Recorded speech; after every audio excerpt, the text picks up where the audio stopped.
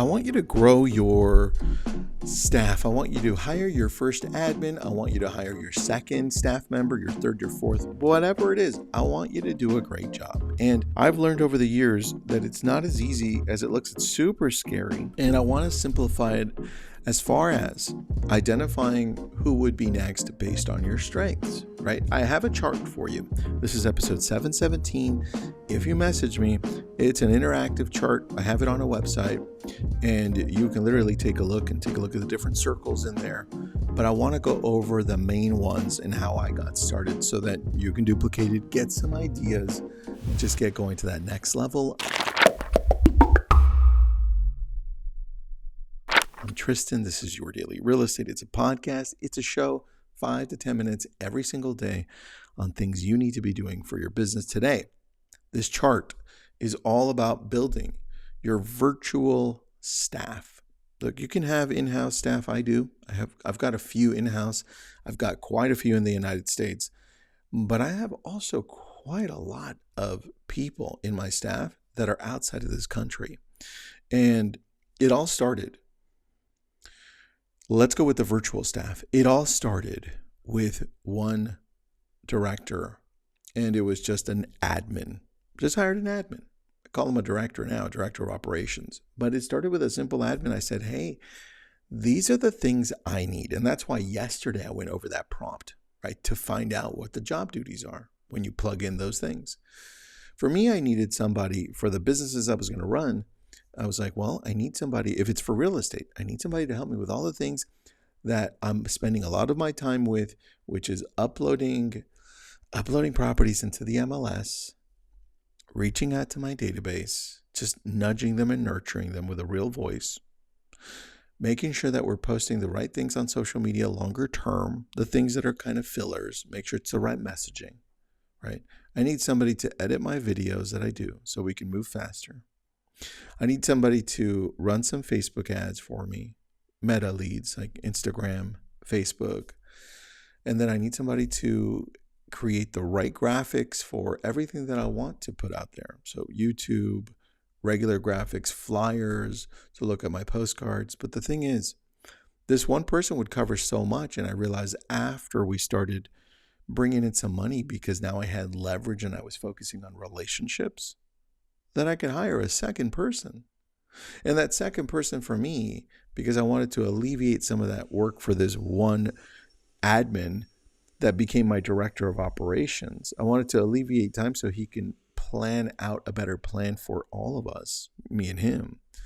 I said, well, why don't I bring somebody on the marketing side so that they can edit and they can create the graphics. So then that was my second hire, because we started growing a lot on social. So I made sure that I looked at where is most of our growth coming from. Same question to you. Where is most of your growth coming from? I think that's one thing we forget. We're like, whoa, Joe's doing so great over there with that. Ooh, Joanne's doing great with expireds. I wonder if I should do that. No, the answer is no. Don't start like that. You want to leverage out the things that you're already amazing at so that you can keep an eye on it. You know if it's actually growing or not because you live this. And more importantly, that's where most of your business is going to come from initially. So if you're saying, Tristan, most of my business comes from past clients, great. How can you do a lot more with your past clients, those people that already love you, by getting somebody to help? And remember, 2 episodes ago, we had that 3-part series of HOP, H-O-P. I mean, you could literally take H-O-P, your brand meets them at home, your brand meets them online, your brand meets them in person. And you can have a virtual staff member create an amazing plan that keeps your brand in front of your clients long term so that you can get more business from this. That's the key, really. And that's how I would stack it, because I'm looking at my virtual little staff flowchart here that I have for you. By the way, this is episode 717. If you need this, I'll send it over to you. Just message me on Instagram. Here's what I got. Marketing director, handles ads, social media, content and branding. Creative director. manages videos, design, and creative output. This one has become more important than I thought over the long term because they're also keeping an eye on the trending things, right? Director of communications and concierge. For me, this person they handle a lot of my relationships because I email them with everything. They handle my schedule, handle part of the onboarding, HR. They could, in essence, handle communication with past clients directly. My director of communications and concierge, she's in the United States. And so I lean on her a lot, like heavily. Not director of technology, manages systems, data, websites, and agents accountability.